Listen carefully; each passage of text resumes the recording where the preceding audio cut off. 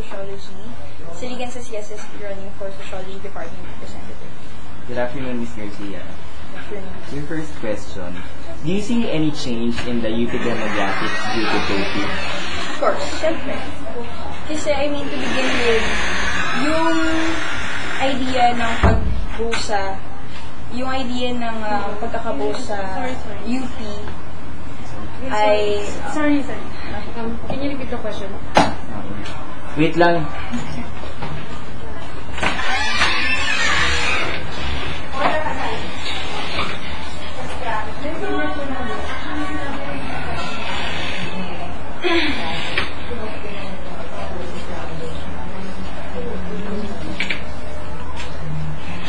Sorry. Ulitin natin. Okay.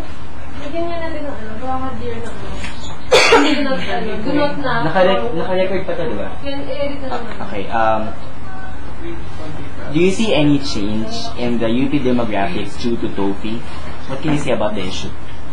Siyempre, kasi to begin with, yung supposedly principle ng pagkakagawa sa university is to allow for a wider demographic na to be able to get an education, di ba? To open up public education nga for public tertiary education, yung state university, supposedly. Ang kaso, with the tuition fee increase, obviously, nalilimitahan yun to people who are able lang to, of course, pay.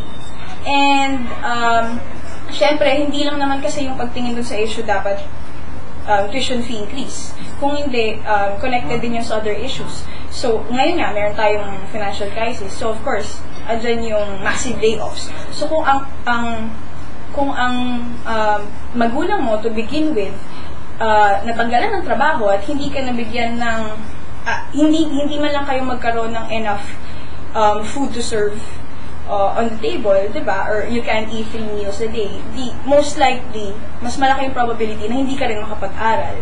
So, syempre, kapag tumataas din yung tuition, at saka mga iba pang fees, edi most likely, yung mga tao lang na may economic capital, yung may kakayahang makapasok dun sa university. Okay, second question. Is the Israeli invasion of the Gaza Strip justifiable? Syempre hindi. Of course not. Kasi if we really look at it historically, alam naman natin na to begin with, yung naging negotiation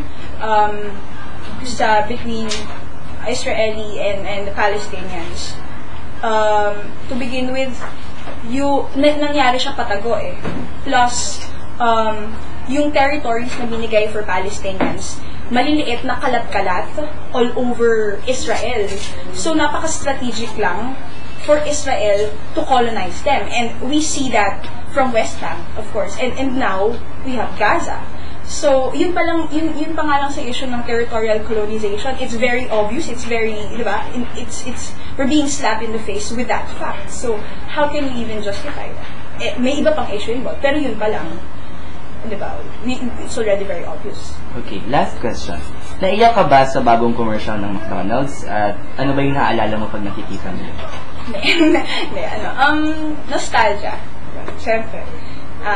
Hindi ako naiyak kasi hindi naman ako na-engage emotionally talaga.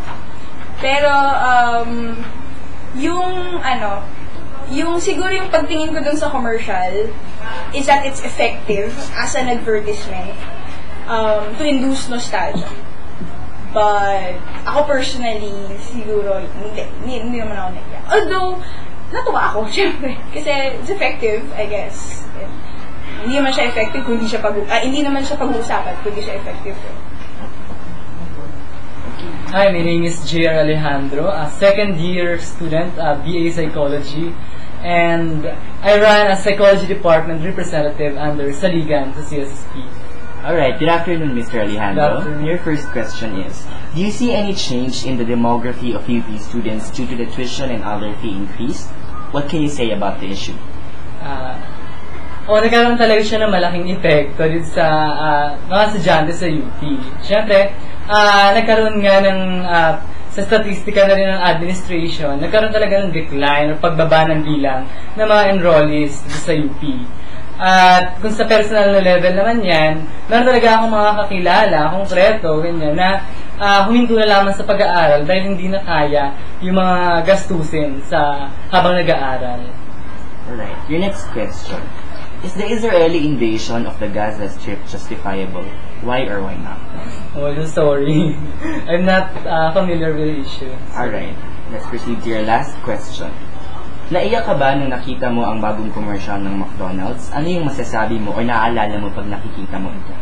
Hindi ko hindi ko alam yung latest na commercial ng McDo dahil hindi na ako nanonood ng TV, sorry. Okay. Pero actually, kasi yung commercial lang to ay merong isang guy na meron siyang first love niya tapos hindi niya nakatuluyan. So, yun. So, kung yung sa Ayun ba yun yung latest? Oh, yung so, huling kung ending. sa kontextong yun, nakaka-relate ka ba? Yun, yung Yung hindi sila nagkatuloy ng first love niya.